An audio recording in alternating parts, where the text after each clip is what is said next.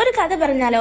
ഞാൻ ഇന്ന് വന്നിരിക്കുന്നത് വെനസ്ഡേ സീരീസിന്റെ എപ്പിസോഡ് നമ്പർ 6 ആയിട്ടാണ്. എപ്പിസോഡിന്റെ തുടക്കത്തിൽ നമ്മൾ കാണുന്നത് വെനസ്ഡേ അവളുടെ റൂമിലിരുന്ന് ഓജോബോർഡ് കളിക്കുന്നതായിട്ടാണ്. അവള് ഗൂഡിയുടെ ആത്മാവിനെയാണ് വിളിക്കാൻ ശ്രമിക്കുന്നത്. കാരണം എന്ന് വെച്ചാൽ മോണിക്ക ഓൾറെഡി അവളോട് പറഞ്ഞിട്ടുണ്ടായിരുന്നു അവളുടെ സൈക്കിക് വിഷൻസ് കൺട്രോൾ ചെയ്യാൻ അവൾക്ക് ഒരാളുടെ ഹെൽപ്പ് വേണം. അത് ഗൂഡി ഹെൽപ്പ് ചെയ്യും എന്നാണ് മോണിക്ക അവളോട് പറഞ്ഞു വെച്ചിരിക്കുന്നത്. അതുകൊണ്ടാണ് ഗൂഡിനെ ഓജോബോർഡ് യൂസ് ചെയ്ത് അവൾ വിളിക്കാൻ ശ്രമിക്കുന്നത്. അങ്ങനെ അവൾ മന്ത്രങ്ങൾ ഉരുവിടുകയാണ്. പെട്ടെന്ന് ഒരു ഫോഴ്സ് വന്ന് അവിടെ ഇരിക്കുന്ന ക്യാൻഡിൽസ് എല്ലാം അണച്ചു കളയുന്നുണ്ട്. വെനസ്ഡേ വിചാരിച്ചു ഗൂഡി വന്നതാണെന്ന്. അവൾ അങ്ങനെ ആ ഒരു വാതിലോട്ട് നോക്കുമ്പോ പെട്ടെന്ന് ഒരാൾ കടന്നു വരികയാണ്. ആരാന്ന് നോക്കുമ്പോ ഈനെഡാണ്. അപ്പൊ ഈനെഡ് പറയുന്നുണ്ട് സോറി ഞാൻ ഇന്ററപ്റ്റ് ചെയ്തോ എന്ന് ചോദിക്കുന്നുണ്ട്. എന്നിട്ട് സോറിയൊക്കെ പറയുന്നുണ്ട്. അപ്പോ വെനസ്ഡേയും അവിടുന്ന് എണ്ണിക്കാണ്. ശേഷം പെട്ടെന്ന് അവിടെ വാതിലിനിടയിലൂടെ ഒരു നോട്ട് വന്ന് വീഴാണ്. നിന്റെ ക്വസ്റ്റ്യൻസിനെല്ലാം ഉള്ള ആൻസർ ക്രാക്ക് സ്റ്റോണിന്റെ ശവമാടത്തിന്റെ അടുത്ത് ഉണ്ടാവും എന്ന് പറഞ്ഞിട്ട് അങ്ങനെ ഇവർ രണ്ടുപേരും കൂടി ക്രാക്ക് സ്റ്റോണിന്റെ ശവമാടത്തിന്റെ അടുത്തോട്ട് പോവാണ്. അപ്പോ ഈനെഡ് പറയുന്നുണ്ട് എനിക്ക് ഒരുപാട് പേടിയാവുന്നുണ്ടെന്ന് പറയുന്നുണ്ട്. അപ്പൊ വെനസ്ഡേയും പറയുന്നുണ്ട് ഞാൻ നിർബന്ധിച്ചില്ലല്ലോ നിന്നെ എന്റെ കൂടെ വരാൻ, എന്തായാലും നീ ഇവിടെ നിൽക്കുകയെന്ന് പറയുന്നുണ്ട്.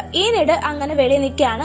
വെനസ്ഡേ മാത്രം ആ ഒരു ബിൽഡിങ്ങിന്റെ ഉള്ളിലോട്ട് കയറി പോകുന്നുണ്ട്. വെനസ്ഡേ അങ്ങോട്ട് കയറുമ്പോൾ അവിടെ ആരോ ഉള്ളതായിട്ട് വെനസ്ഡേക്ക് ഫീൽ ചെയ്യുന്നുണ്ട്. ആരോ ചുമക്കുന്ന പോലെ തോന്നുന്നുണ്ട്. അപ്പൊ വെനസ്ഡേ പറയുന്നുണ്ട് ആരായാലും എന്റെ മുന്നിൽ വരുമെന്ന്. പെട്ടെന്ന് സേവിയറും അജാക്സും വേറെ കുറച്ച് കുട്ടികളെല്ലാം കൂടി സർപ്രൈസ് എന്ന് പറഞ്ഞിട്ട് വെനസ്ഡേ മുന്നിലോട്ട് വരാണ്. മാത്രമല്ല നമ്മുടെ ഈനെഡും ഒരു കേക്ക് ആയിട്ട് വരുന്നുണ്ട്. ഹാൻഡും അവിടെ തന്നെ ഉണ്ടായിരുന്നു. അപ്പോ വെനസ്ഡേയുടെ ബർത്ത്ഡേ ആണ്. അതിനൊരു സർപ്രൈസ് കൊടുത്താണ് ഇവരെല്ലാരും കൂടി. അപ്പോ ഈനെഡ് പറയുന്നുണ്ട് എന്തായാലും കേക്ക് കട്ട് ചെയ്യുന്നതിന് മുമ്പ് നീ ഒരു വിഷ് പറഞ്ഞു. പെട്ടെന്ന് വെനസ്ഡേ ലാറ്റിനില് ശവമാടത്തിന്റെ സൈഡിലായിട്ട് the fire will rain when I raise എന്ന് ലാറ്റിൽ എഴുതിയേക്കുന്ന കാണുന്നുണ്ട്. വെനസ്ഡേ അവിടോട്ട് തൊട്ട് നോക്കാണ്. പെട്ടെന്ന് അവൾക്ക് ഒരു വിഷൻ വരുന്നുണ്ട്. അവൾ അങ്ങനെ വേറൊരു വേൾഡിലോട്ട് ടെലിപോർട്ട് ചെയ്യപ്പെടുവാണ്. അവിടെ ഗൂഡിയുടെ സൗണ്ട് കേൾക്കുന്നുണ്ട്. The crack stone is coming. അവൾ അങ്ങനെ കണ്ണു തുറന്ന് നോക്കുമ്പോ ഗൂഡി അവിടെ തൊട്ടടുത്തായിട്ട് തന്നെ നിപ്പുണ്ട്. എന്നിട്ട് ഗൂഡി പറയുന്നുണ്ട് നീയാണ് എന്റെ ബ്ലഡ് ലൈനിലെ ഒരു റേവൻ, നിനക്ക് ഒരുപാട് കാര്യങ്ങൾ ചെയ്തു തീർക്കാനുണ്ട്, ഒത്തിരി സമയമൊന്നുമില്ല. എന്നിട്ട് ഗൂഡി ഇവിടെ വേറൊരു വീട് കാണിക്കുകയാണ്. ഒരു ഗേറ്റ് ഉള്ള വലിയൊരു മാൻഷൻ. നമുക്ക് ക്രാക്ക് സ്റ്റോണിനെ തോപ്പിക്കണം എന്നുണ്ടെങ്കിൽ ഈ ഒരു സ്ഥലം നീ എന്തായാലും കണ്ടിരിക്കണമെന്ന് ഗൂഡി വെനസ്ഡേയോട് പറയാണ്. അവിടുന്ന് കിട്ടായി പിന്നെ നമ്മൾ വെനസ്ഡേ ആണ് കാണിക്കുന്നത്. ആൾ അവളുടെ റൂമിലിരുന്ന് അവളുടെ ആ ഒരു വിഷനിൽ വന്ന് ഗേറ്റ് വരച്ചോണ്ടിരിക്കുകയാണ്. അപ്പൊ തന്നെ ഈനെഡും അങ്ങോട്ട് വരുന്നുണ്ട്. അവിടെ തിങ്ങും ഉണ്ട്. ഈനെഡ് പറയുന്നുണ്ട് ഞാനാണ് ആ ഒരു പാർട്ടി ഓർഗനൈസ് ചെയ്തത്, തിങ്ങൊന്നുമല്ല, അവനെ വെറുതെ വഴക്കൊന്നും പറയാൻ നിൽക്കണ്ട എന്ന് പറയുന്നുണ്ട്. തിങ്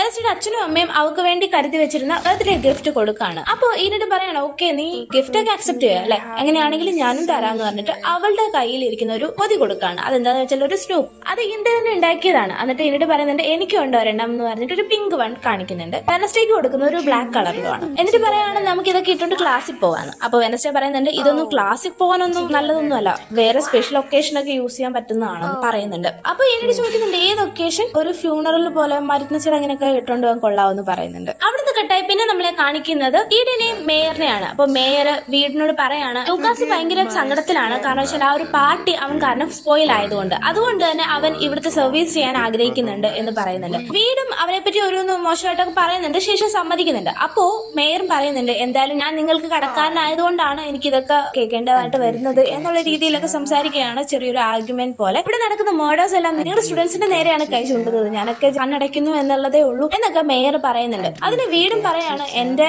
ചാരിറ്റിക്കും കുറച്ച് ലിമിറ്റ്സ് ഒക്കെ ഉണ്ട് എന്ന് തിരിച്ചു പറയാണ്. അവിടുന്ന് കിട്ടായി വീണ്ടും നമ്മളെ വെനസ്ഡേ ആണ് കാണിക്കുന്നത്. വെനസ്ഡേ ആ ഒരു ഗാർഡനിൽ, അതായത് ഫയർ വിൽ റെയിൻ എന്ന് പറഞ്ഞിട്ട് തീയിൽ എഴുതിയിരുന്നില്ലേ, ആ ഒരു ഗ്രാസ് അത്രയും കരിഞ്ഞ് ആ ഒരു ലെറ്റേഴ്സ് ക്ലിയർ ആയിട്ട് കാണാൻ പറ്റുന്നുണ്ട്. അവിടെ വെനസ്ഡേ നിൽക്കുകയാണ്. അപ്പൊ തന്നെ സേവിയർ അങ്ങോട്ട് വരുന്നുണ്ട്. സേവിയർ ചോദിക്കുന്നുണ്ട് എന്താ നീ വിഷൻ കണ്ടത് ആ ഒരു ഗ്രേവി വെച്ചിട്ട്? അപ്പൊ വെനസ്ഡേ പറയുന്നുണ്ട് എനിക്ക് പറയാൻ താല്പര്യമില്ലാന്ന്. അപ്പൊ സേവിയർ ചോദിക്കുന്നുണ്ട് നീ ഇപ്പോഴും വിചാരിച്ചു വെച്ചേക്കുന്നത് ഞാനാണ് മോൺസ്റ്റർ എന്നാണോ? വെനസ്ഡേ അതിന് പ്രത്യേകിച്ച് മറുപടി ഒന്നും പറയുന്നില്ല. അപ്പൊ സേവിയർ പറയാണ് എന്തായാലും നിനക്ക് എന്തെങ്കിലും ആവശ്യം ഉണ്ടെങ്കിൽ എന്തായാലും എന്റെ അടുത്ത് വരാൻ മറക്കല്ല എന്ന് പറഞ്ഞിട്ട് സേവിയർ അവിടുന്ന് പോവാണ്. വെനസ്ഡേ വേറെ വഴിക്ക് പോവാണ്. അവിടുന്ന് കിട്ടായി പിന്നെ നമ്മളെ കാണിക്കുന്നത് ബിയങ്കയാണ്. ബിയങ്ക ഒരു കോറിഡോർ വരെ നടന്നു പോകുമ്പോ ലൂക്കാസ് അവിടെ ജനലൊക്കെ തുടച്ചുകൊണ്ട് നിൽക്കുകയാണ്. അപ്പൊ ലൂക്കാസിന്റെ കയ്യിൽ ഒരു ബ്രേസ്ലെറ്റ് കണ്ടിട്ട് ബിയങ്ക ചോദിക്കുന്നുണ്ട് എവിടുന്ന് കിട്ടിയത്? എനിക്ക് വെതർവേവിന്റെ അന്ന് ഒരു ലേഡീനെ പരിചയപ്പെട്ടു, അവരാണ് എനിക്ക് സെൽഫ് ഡെവലപ്മെന്റിന് വേണ്ടിയിട്ട് ഒരു ആപ്പും സജസ്റ്റ് ചെയ്ത് കൂടെ ഈ ബ്രേസ്ലെറ്റ് അവർ അയച്ചു തന്നു എന്ന് പറയുന്നുണ്ട്. അപ്പൊ ബിയങ്ക പറയാണ് ആ ഒരു കാര്യം നിന്നെ ഡെവലപ്പ് ചെയ്യാൻ വേണ്ടിയിട്ടല്ല, നിന്റെ ബാങ്ക് അക്കൗണ്ട് ബാലൻസ് നോക്കിയിട്ടാണ് അവർ ഈ കാര്യം ചെയ്തിരിക്കുന്നത്, അതുകൊണ്ട് എത്രയും പെട്ടെന്ന് അത് മാറ്റിക്കളയണം, മാത്രമല്ല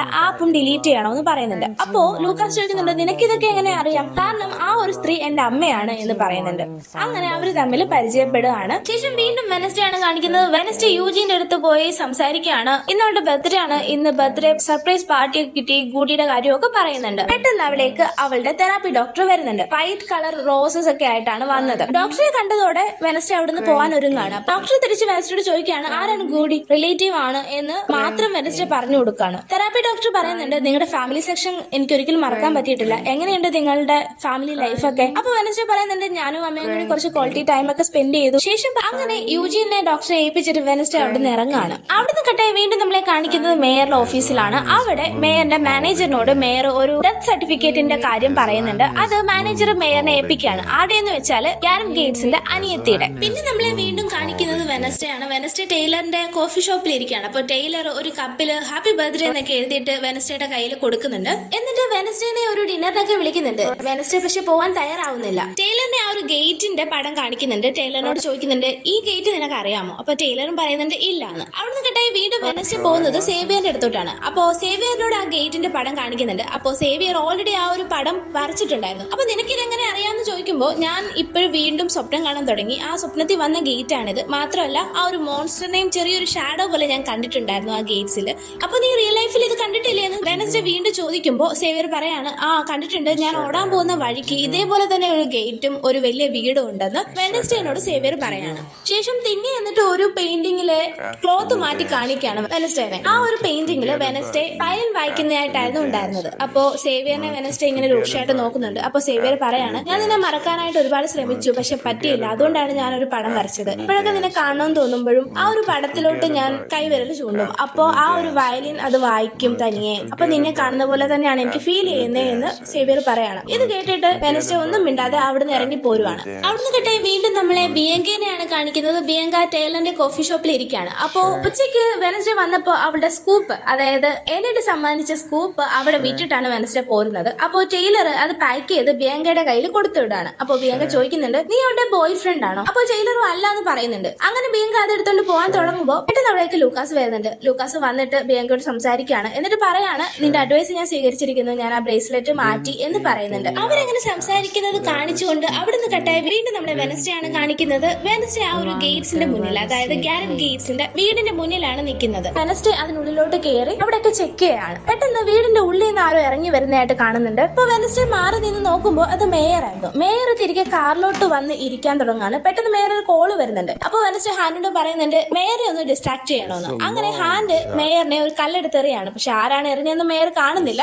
ആ സമയം കൊണ്ട് വെനസ്ഡേ ഓടിച്ചെന്ന് മേയറിന്റെ കാറിന്റെ ബാക്ക് സീറ്റിൽ കയറുകയാണ്. കൂടെ തിങ്ങും കയറുന്നുണ്ട്. അങ്ങനെ മേയർ തിരിച്ച് ജെറിക്കോ ടൗണിലോട്ട് തന്നെ വരുന്നുണ്ട്. ടൗണിൽ വന്ന് റോഡ് സൈഡിൽ വണ്ടി പാർക്ക് ചെയ്തിട്ട് റോഡ് ക്രോസ് ചെയ്യാനായിട്ട് നിൽക്കുകയാണ് മേയർ. അപ്പോ നമ്മുടെ കോഫി ഷോപ്പിൽ തന്നെ ഇരിപ്പുണ്ടായിരുന്നു ഷെരീഫ് കൈ കാണിക്കുന്നുണ്ട്. അങ്ങനെ മേയർ റോഡ് ക്രോസ് ചെയ്യുമ്പോൾ പെട്ടെന്ന് ഒരു വണ്ടി വന്നിട്ട് മേയറിനെ ഇടിച്ച് തെറിപ്പിക്കുകയാണ്. ഇത് കണ്ടിട്ട് വെനസ്ഡേ ആ ഒരു കാറിൽ നിന്ന് ഇറങ്ങി ഓടി ഇറങ്ങുന്നുണ്ട്. ഷെരീഫും ഓടി വരുന്നുണ്ട്. പെട്ടെന്ന് ആംബുലൻസ് വന്ന് മേയറിനെ എടുത്തോണ്ട് പോവാണ്. വെനസ്ഡേ ആ ഒരു കാറിൽ നിന്ന് ഇറങ്ങുന്നത് ഷെരീഫും കാണുന്നുണ്ടായിരുന്നു. അതുകൊണ്ട് തന്നെ അവളോട് വിറ്റ്നസ് നോട്ട് മേടിക്കുകയാണ് ഷെരീഫ്. മാത്രമല്ല ആ ഒരു കാറിൽ എന്തിനാ കയറിയതെന്നും വെനസ്ഡേയോട് ചോദിക്കുന്നുണ്ട്. അപ്പൊ വെനസ്ഡേ പറയുന്നുണ്ട് ഒരു ഹൗസ് ഹണ്ടിങ്ങിന് വേണ്ടി പോയതാണ്, അപ്പോഴാണ് മേയറിനെ കണ്ടതെന്ന്. മാത്രമല്ല ആ ഒരു കാറിന്റെ ഡീറ്റെയിൽസും വെനസ്ഡേ ഷെരീഫിന് പറഞ്ഞു കൊടുക്കുന്നുണ്ട്. ശേഷം വെനസ്ഡേന്റെ വീടിന്റെ ഓഫീസിലാണ് കാണിക്കുന്നത്. വീട് അവളെ ഷൗട്ട് ചെയ്യുന്നുണ്ട് എല്ലാ പ്രശ്നത്തിന്റെ അവസാനം നീ ഉണ്ടല്ലോ, ഇനി ഒരു പ്രശ്നം ഉണ്ടായാൽ നിന്നെ നോട്ടീസ് പോലും തരാതെ ഞാൻ പറഞ്ഞു വിട്ടിരിക്കുമെന്ന് പറയുന്നുണ്ട്. അതും കേട്ടിട്ട് വെനസ്ഡേ വെളിയിൽ ഇറങ്ങുവാണ്. ശേഷം അവളുടെ റൂമിലാണ് കാണിക്കുന്നത്. അവൾ ആ ഒരു നോവൽ ടൈപ്പ് റൈറ്ററിൽ ടൈപ്പ് ചെയ്തുകൊണ്ടിരിക്കുകയാണ്. പെട്ടെന്ന് വാർഡൻ ടീച്ചർ, അതായത് ത്രോൺ ഹിൽസ് ടീച്ചർ അങ്ങോട്ട് വരുന്നുണ്ട്. എന്നിട്ട് മേയർ എങ്ങനെയുണ്ടെന്നൊക്കെ ചോദിക്കുന്നുണ്ട്. ശേഷം ഒരു ബുക്ക് കൊടുക്കുന്നുണ്ട്. ഈ ബുക്ക് കണ്ടപ്പോൾ എനിക്ക് നിന്നെയാണ് ഓർമ്മ വന്നത്, അതുകൊണ്ടാണ് ഞാനത് തരുന്നതെന്ന് പറയുന്നത്. മാത്രമല്ല കുറച്ച് ഉപദേശിക്കുന്നൊക്കെ ഉണ്ട്. ഞങ്ങളൊക്കെ നിന്റെ നല്ലതിന് വേണ്ടിയിട്ടാണ് ആ കാര്യങ്ങൾ പറഞ്ഞു തരുന്നതെന്ന് ത്രോൺ ഹിൽ ടീച്ചർ പറയാണ്. അപ്പോ വെനസ്ഡേ പറയുന്നുണ്ട് ഓൾറെഡി അവരൊക്കെ എനിക്ക് ടോർച്ചറാണ്, ഇനി നിങ്ങളും കൂടി തുടങ്ങല്ലേ എന്ന് പറയുന്നുണ്ട്. അങ്ങനെ ഇത് കേട്ടിട്ട് ത്രോൺ ഹിൽ ടീച്ചർ അവിടുന്ന് പോരുവാണ്. ശേഷം വീണ്ടും വെനസ്ഡേനെയാണ് കാണിക്കുന്നത്. വെനസ്ഡേ ടൈലറിനെ വിളിച്ചിട്ട് എനിക്കൊരു ഡിന്നർ ഓഫർ ചെയ്തിട്ടുണ്ടായിരുന്നല്ലോ, ഇന്ന് 8 മണിക്ക് നമുക്ക് പോകാം, അപ്പോ വന്ന് പിക്ക് ചെയ്യാൻ പറയുന്നുണ്ട്. അപ്പൊ അവന് ഓക്കെ പറയുന്നുണ്ട്. ഇത് കേട്ടുകൊണ്ടാണ് ഷെരീഫ് അങ്ങോട്ട് വരുന്നത്. അപ്പൊ ഷെരീഫ് പറയുന്നുണ്ട് ആ ഒരു പെണ്ണുമായിട്ടുള്ള റിലേഷൻ ഒക്കെ നിർത്തിക്കോ, അതായിരിക്കും നല്ലത്, അവള് നിനക്ക് പറ്റിയ ആളൊന്നും അല്ല എന്ന് ഷെരീഫ് പറയാണ്. അവളൊരു ഔട്ട്കാസ്റ്റ് ആണ്. ടൈലറും പറയാണ് എന്റെ അമ്മയും ഒരു ഔട്ട്കാസ്റ്റ് ആയിരുന്നില്ലേ. അപ്പോ ഷെരീഫ് ഒന്നും മിണ്ടാതെ അവിടുന്ന് പോരുവാണ്. ടൈലർ അതിന് പറയുന്നുണ്ട് എപ്പോ അമ്മയെ പറ്റി പറഞ്ഞാലും നിങ്ങൾ എന്താണോ മിണ്ടാതിരിക്കുന്നത് എന്നൊക്കെ അവർ തമ്മിൽ ചെറിയൊരു വഴക്കെന്നുള്ള രീതിയിൽ സംസാരിക്കുകയാണ്. ശേഷം ടൈലർ ചോദിക്കുകയാണ് എപ്പോഴെങ്കിലും എന്റെ അമ്മേനെ നിങ്ങൾ സ്നേഹിച്ചിട്ടുണ്ടോ എന്ന് പറയുന്നുണ്ട്. ഇതിന് ഷെരീഫ് പ്രത്യേകിച്ച് മറുപടി ഒന്നും പറയാതെ അവിടുന്ന് ഇറങ്ങാണ്. എന്നിട്ട് വീണ്ടും വെനസ്ഡേ റൂമിലാണ് കാണിക്കുന്നത്. ഈ നിഡിനോട് അവള് സോറി ഒക്കെ പറയുന്നുണ്ട്. നീ ഒരു പാർട്ടി എനിക്ക് വേണ്ടി ഒരുക്കിയതല്ലേ, അല്ലേ, അപ്പോൾ എനിക്കത് കറക്റ്റ് ആയിട്ട് എൻജോയ് ചെയ്യാൻ പറ്റിയില്ല. അതുകൊണ്ട് നമുക്ക് ഇതിനായിട്ട് ഒരു പാർട്ടിക്ക് പോയാലോ എന്ന് ചോദിക്കുന്നുണ്ട്. അങ്ങനെ ഈനിടും വെനസ്ഡേയും കൂടി റൂമിന് വെളിയിൽ വരെയാണ്. അപ്പോഴത്തേനും ടൈലറും അവിടെ കാറും കൊണ്ട് വന്നിട്ടുണ്ടായിരുന്നു. അവരെ പിക്ക് ചെയ്യുന്നുണ്ട്. അപ്പൊ ടൈലർ ചോദിക്കുന്നുണ്ട് നമ്മൾ ഡേറ്റിനല്ലേ പോകുന്നത്. അപ്പൊ ഈനിടും ചോദിക്കുന്നുണ്ട് നമ്മള് ഗേൾസ് ഔട്ടിനല്ലേ പോകുന്നത്. അപ്പോ വെനസ്ഡേ പറയാണ് നമുക്ക് പ്ലാൻ ഒക്കെ ഒന്ന് ചേഞ്ച് ചെയ്താലോ എന്ന്. ഈ സമയത്ത് സേവിയർ ആ ഒരു ഡ്രോയിങ്ങിനെ പറ്റി പറഞ്ഞ് സോറി പറയാനായിട്ട് വെനസ്ഡേയുടെ റൂമിലോട്ട് വരുന്നുണ്ടായിരുന്നു. പക്ഷെ അവിടെ ആരും ഉണ്ടായിരുന്നില്ലല്ലോ, തിങ് മാത്രമേ ഉണ്ടായിരുന്നുള്ളൂ. അപ്പൊ തിങ് വഴി ഇവരെവിടാണ് പോയതെന്ന് സേവിയർ അറിയാം. വീണ്ടും നമ്മളെ കാണിക്കുന്നത് ഈനിടെയും വെനസ്ഡേയും ടൈലറിനെയാണ്. അവർ ആ ഒരു ഗേറ്റ്സിന്റെ മുന്നില് അവരതിനകത്തോട്ട് കയറുന്നുണ്ട്. മേയറെ തട്ടിയിട്ട് ആ ഒരു കാറൊക്കെ അവിടെ കാണുന്നുണ്ട്. അപ്പൊ ഈനിനും ടൈലറിനും ഒക്കെ വല്ലാത്ത പേടിയാവുന്നുണ്ട്. ശേഷം അവർ ആ ഒരു ഡോറൊക്കെ തുറന്ന് അതിനകത്ത് കയറി ചെക്ക് ചെയ്യാണ്. പക്ഷെ അതിനകത്ത് ഒരു മുറി മാത്രം നല്ല നീറ്റ് ആൻഡ് ക്ലീൻ ആയിട്ട് ആരോ യൂസ് ചെയ്യുന്ന പോലെ, കണ്ടിന്യൂസ് യൂസ് ചെയ്യുന്ന പോലെ മെയിൻറ്റെയിൻ ചെയ്തിട്ടുണ്ട്. മാത്രമല്ല ആ ഒരു ബെഡ്റൂമിൽ വൈറ്റ് ഫ്ലവേഴ്സും ഉണ്ടായിരുന്നു. ആ ഒരു റൂം കണ്ടുപിടിക്കുന്നതിന് മുന്നായിട്ട് വെനസ്ഡേ പറയുന്നുണ്ട് ടൈലർ നീ ഈ വഴിക്ക് പോയി നോക്ക്, ഞാനും ഈനിടും ഇപ്പത്തെ സൈഡിൽ പോയി നോക്കാന്ന്. ശേഷം ഒരു സ്ഥലം എത്തിയപ്പോ ഈനിഡിനോട് പറയാണ് നീ ഒറ്റയ്ക്ക് ആ സൈഡ് നോക്ക്, ഞാൻ ഇവിടെ നോക്കാം. അങ്ങനെ ഈനിഡാണ് ഈ ഒരു റൂം കണ്ടുപിടിക്കുന്നത്. ഈനിഡ് ആ ഒരു റൂം കണ്ടെത്തിയതിനു ശേഷം വെനസ്ഡേ വിളിച്ച് കാണിക്കുന്നുണ്ട്. അതിനകത്ത് ഒരു ഡാൻസിംഗ് ബോർഡ് പോലെയുള്ള ഒരു ബോക്സ് ഉണ്ടായിരുന്നു. അതിനകത്ത് LG എന്ന് എഴുതിയിട്ടുണ്ട്. അതായത് ലോറിയൽ ഗേറ്റ്സ് എന്നാണ് ആ ഒരു സിസ്റ്ററിന്റെ പേര്. ഈനിഡ് പറയാണ് ഇവർ 25 വർഷം മുന്നേ മരിച്ചുപോയെന്നാണല്ലോ റെക്കോർഡ്സിൽ. ഇതിവരിങ്ങനെ പറഞ്ഞുകൊണ്ടിരിക്കുമ്പോ പെട്ടെന്ന് മോൺസ്റ്ററിന്റെ സൗണ്ട് കേൾക്കാണ്. മാത്രമല്ല ടൈലർ വിളിച്ചു പോകുന്നതായിട്ടും കേൾക്കുന്നുണ്ട്. അങ്ങനെ അവർ പെട്ടെന്ന് അവിടുന്ന് ഇറങ്ങാൻ വേണ്ടി തുടങ്ങുകയാണ്. പക്ഷെ പെട്ടെന്ന് മോൺസ്റ്റർ സ്റ്റെയർ കയറി മുകളിലോട്ട് ഇവരെ അറ്റാക്ക് ചെയ്യാനായിട്ട് വരികയാണ്.